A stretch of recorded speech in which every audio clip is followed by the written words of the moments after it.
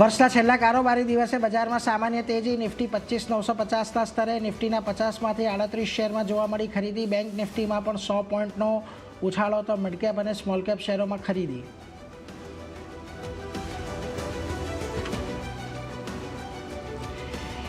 Steel import પર safeguard duty લાગવામાં આવ્યા પછી સ્ટીલ શેરોમાં જોવા મળી ચમક. ટાટા સ્ટીલ અને જેએસડબલ્યુ સ્ટીલ નિફ્ટીના ટોપ ગેનર્સમાં સહભાગી. સરકારે નોન એલોય અને એલોય સ્ટીલ બંને ઉપર 11થી 12% ડ્યુટી નાખી, જેનો હેતુ ચીનમાંથી સસ્તા સ્ટીલની આયાતને રોકવાનો.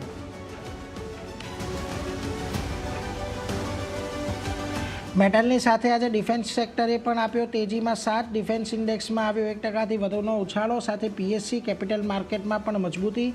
માત્ર આઈટી બાદ કરતા તમામ ઇન્ડેક્સ લીલા નિશાનમાં.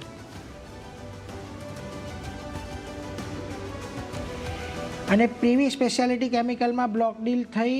38.80 લાખ શેરમાં નોંધાયો સોદો. Total deal size 1086 crore. શેરમાં આવ્યો 11%નો મોટો ઘટાડો.